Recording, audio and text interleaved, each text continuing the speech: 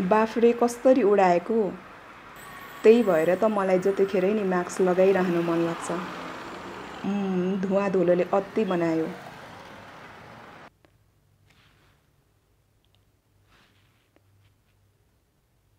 यो त भयो सवारीका साधनले सृजना गरेको वायु प्रदूषणको शास्ति।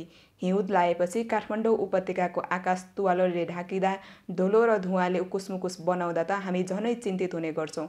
तराई मधेसको आकाश धुमिँदा पनि बेला बखत सुर्ताउँछौँ। तर 365 दिन नै खाना पकाउने, चुला चौका र घरधन्दा गरिबस्ने हाम्रा हजुरआमा, आमा, दिदीबहिनी, फुपू भाउजूहरूलाई घरभित्रको धुवा धुलोले स्वास्थ्यमा पारेको असरबारे कमै बोल्छौँ, कमै लेख्छौँ, कमै सुन्छौँ र कमै बहस गर्छौँ। तथ्याङ्कले देखाउँछ विश्वभरिका कुल जनसङ्ख्याको 1/3ले दैनिक खाना पकाउन काठ, दाउरा, गोइठा, मट्टीतेल, कोइला लगायत परम्परागत इन्धनमा भर पर्छन्, जुन हाम्रै घर भान्साभित्रै उत्पादन हुने बिखालु धुवा र हावाको स्रोत समेत हो। यसलाई घरभित्रको धुवाजन्य प्रदूषण अथवा घरायसी वायु प्रदूषण भनिन्छ। त्यसमा तपाईँ हाम्रै स्वास्थ्यमा असाध्यै हानि गर्ने तत्त्वहरू हुन्छन्।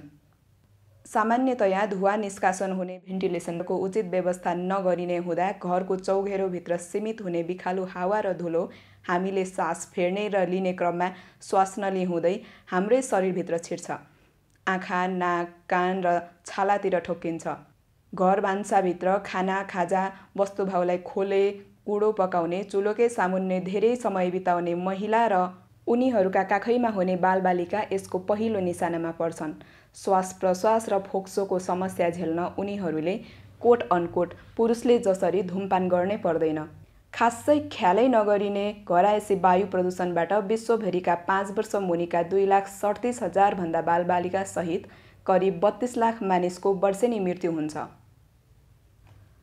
घरायसी वायु प्रदूषणले नसर्ने रोगहरूलाई बढावा दिन्छ, जस्तै मस्तिष्कघात, मुटु रोग, फोक्सो सम्बन्धीका दीर्घ रोगहरू, फोक्सोको क्यान्सर। गर्भवती तथा महिलाको हकमा कम तौलको बच्चा जन्मने, गर्भ तुहिने, पाठेघरको क्यान्सर हुने जोखिम हुन्छ। यसैगरी श्वास प्रश्वासको सङ्क्रमण हुने, दम, कानको सङ्क्रमण हुने, क्षयरोग हुने, मोतीबिन्दु हुने, नाकको सङ्क्रमण तथा क्यान्सर हुने अरू जोखिमहरू हुन्छन्। अब नेपालको तथ्याङ्क हेरौँ। देशको कुल परिवार सङ्ख्यामध्ये आधाभन्दा बढी 34 लाखले खाना पकाउन अक्सर गरेर काठ दाउराकै प्रयोग गर्छन्। अरू 1,93,000ले गोइठा र 3,400 परिवारले मट्टीतेल प्रयोग गर्छन्। प्रदेशगत तथ्याङ्क हेर्दा कर्णाली प्रदेशमा सबैभन्दा बढी त्यहाँको कुल जनसङ्ख्यामध्ये 82.2%ले खाना पकाउन काठ दाउराकै प्रयोग गर्छन्।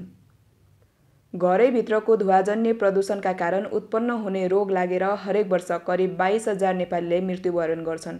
यो तथ्याङ्क 10 वर्षे द्वन्द्वकालमा मारिएकाहरूको तथ्याङ्कभन्दा पनि 5,000ले बढी हुन आउँछ। सहर बजारको तुलनामा ग्रामीण भेगका घर परिवारमा काठ दाउरा प्रयोग गर्ने चलन बढी छ, जहाँ आगो सल्काउनेदेखि भात भान्साको काम महिलाको भागमा पर्छ। यसैबीच मनन गर्नै पर्ने अर्को कुरा, गाउँघरमा पहिले आगो सल्काउन खोटे सल्लाको दियालो, सुकेका पात पतिङ्गर, झिक्रा झिक्री प्रयोग गरिन्थ्यो। अहिले चाउचाउ, बिस्कुट, खानेतेलका खोल, कार्टुन, कपडाका टुक्रा जस्ता प्लास्टिकजन्य सामग्री, टायर, मट्टीतेल, डिजेल, पेट्रोल प्रयोग गर्ने गरिन्छ।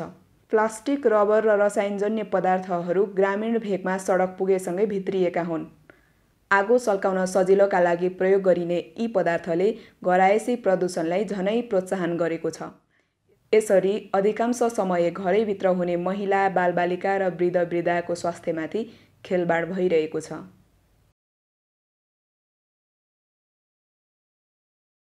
अब हामीले भान्साघरमा धुवाजन्य प्रदूषण कम गर्ने खालका वैकल्पिक ऊर्जाका स्रोतहरू सोलर, बिजुली, बायोग्यास जस्ता इन्धन तथा प्रविधिको प्रयोगलाई जोड दिनुपर्छ।